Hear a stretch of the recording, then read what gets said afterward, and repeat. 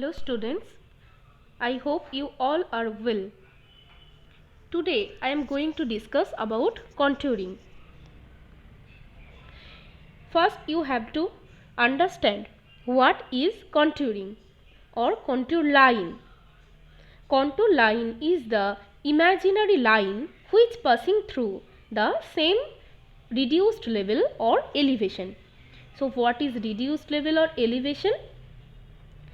The vertical distance between mean sea level and the place which you are contouring.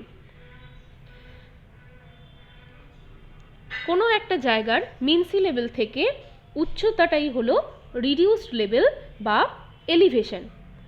Leveling and কন্ট্যুরিং, এখানে কন্ট্যুরিংয়ের একটা 3D map দেখানো হয়েছে।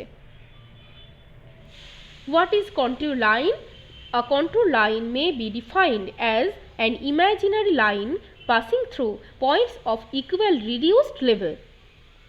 তাহলে যদি বলা হয় 90 মিটারের কন্ট্যুর লাইন, তাহলে সেই জায়গায় 90 মিটার এলিভেশনে যে সমস্ত প্লেস রয়েছে সেই জায়গাগুলোকে আমরা যদি সেই লাইন একটা ইমাজিনারি লাইন দিয়ে যোগ করতে পারি, কানেক্ট করতে পারি, তাহলে সেটাকেই বলা হবে 90 মিটার কন্ট্যুর লাইন। দেখো ম্যাপে দেখানো হয়েছে কন্ট্যুর লাইন কিভাবে ড্র করছে।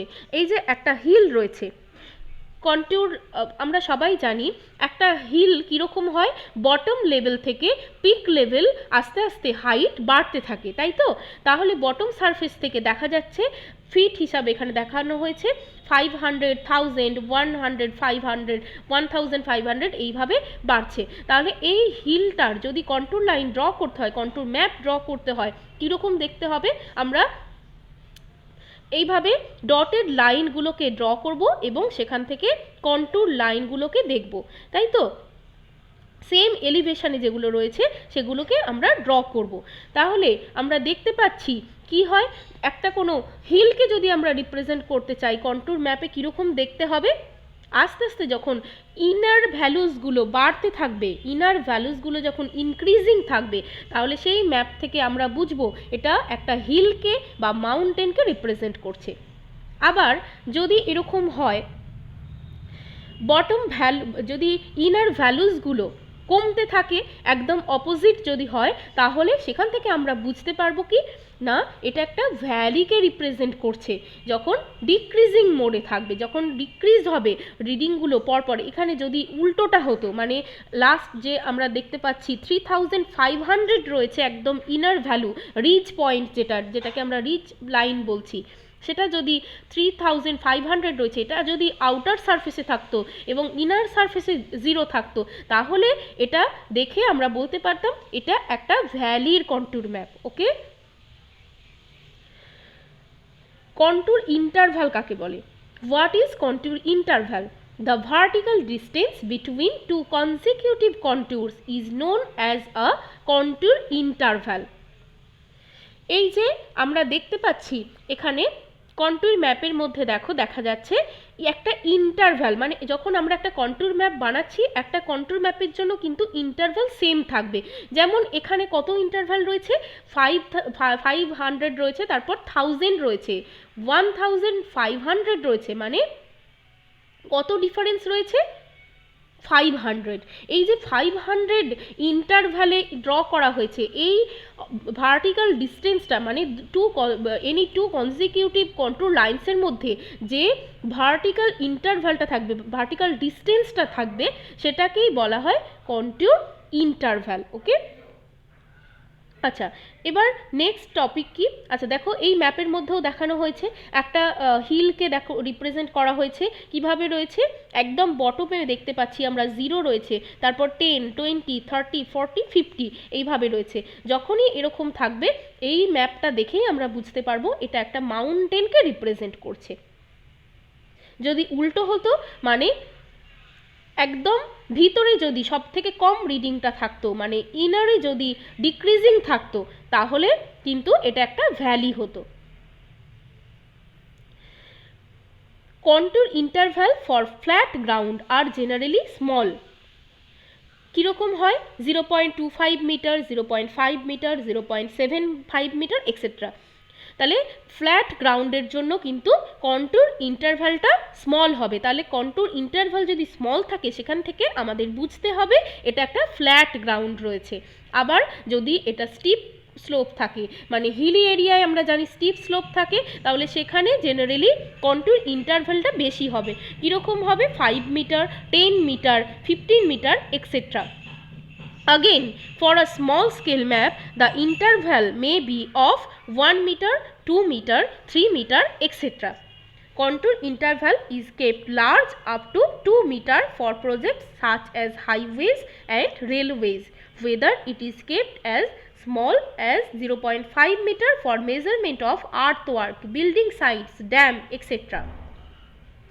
তাহলে আমরা যদি একটা বিল্ডিং বানাতে চাই, একটা যদি এয়ারপোর্ট বানাতে চাই, তাহলে আমরা চাইবো একটা ফ্ল্যাট গ্রাউন্ডের মধ্যে বানাতে, নিশ্চয়ই আমরা একটা হিলের ওপর বানাতে চাইবো না। তাহলে কিভাবে বুঝবো সেটা কন্ট্যুর ম্যাপ দেখে বুঝবো, কন্ট্যুর ইন্টারভ্যাল দেখে বুঝবো, কন্ট্যুর ম্যাপ দেখে বুঝবো। এবং কন্ট্যুর ইন্টারভ্যাল যদি কম থাকে, স্মল স্কেলে থাকে, মানে 0.25 মিটার, 5.5 মিটার, 0.75 মিটার, সেক্ষেত্রে আমরা বুঝবো এটা একটা flat ground. Now, what is horizontal equivalent? The horizontal distance between any two consecutive contours is known as horizontal equivalent. It is not constant. It varies from point to point depending upon the steepness of the ground. তাহলে horizontal equivalent কাকে বলা হচ্ছে? যেমন দুটো contour লাইনের মধ্যে vertical ডিস্টেন্সটাকে বলা হলো কন্ট্যুর ইন্টারভ্যাল, তেমনই হরাইজন্টাল ইকুইভ্যালেন্ট কাকে বলা হবে? দুটো কনসিকিউটিভ কন্ট্যুর লাইনের মধ্যে হরাইজন্টাল ডিস্টেন্সটাকে বলা হবে হরাইজন্টাল ইকুইভ্যালেন্ট। তাহলে কন্ট্যুর ম্যাপের ইউজেসগুলো কি হলো? Use of contour map: contour maps provided valuable information about the topography of the area, whether it is flat, undulating or mountainous. The nature of the ground surface of an area can be understood by the studying a contour map. কোনো একটা জায়গা সেটা মাউন্টেনিয়াস রয়েছে বা valley রয়েছে বা flat রয়েছে, সেটা আমরা একমাত্র কন্ট্যুর ম্যাপ থেকেই বুঝতে পারবো। তাহলে স্পেসিফিক্যালি কি কি ইউজেস হয় সেটা একটা লিস্টেড করা হলো। কি কি? First one, to select sites for engineering projects such as roads, canals, railways. Number 2, to find the possible route of communication between different places. Number 3, the capacity of a reservoir and the area of submergence can be computed. Number 4, to ascertain the indivisibility of station.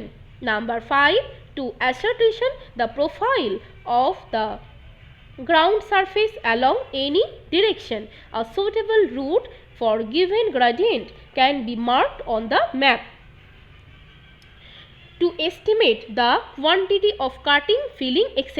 মানে আর্থওয়ার্ক কতটা হবে, কতটা হিলি জায়গা রয়েছে, কতটা flat রয়েছে বা কতটা ভ্যালি রয়েছে, সেটা দেখে যদি সেটাকে একটা গ্রাউন্ড সারফেসে একদম ফ্ল্যাট গ্রাউন্ডে কনভার্ট করতে হয়, তাহলে কতটা আর্থওয়ার্ক করতে হবে, মানে কতটা কাটিং করতে হবে বা কতটা ফিলিং করতে হবে, সেটাও কিন্তু কন্ট্যুর ম্যাপ থেকে বোঝা যাবে। To know the drainage characteristics of the area, তাহলে কন্ট্যুর ম্যাপ থেকে আমরা ড্রেনেজ ক্যারেক্টারিস্টিক্স, ওয়েজ সিস্টেম এগুলো জানতে পারি। এই যে এখানে একটা কন্ট্যুর ম্যাপ দেখানো হয়েছে, যেখানে দেখো বিভিন্ন কালার ইউজ করা হয়েছে। বিভিন্ন কালার কীরকম ইউজ করা হয়েছে? Yellow, red, blue. তা এটা কি মিন করছে?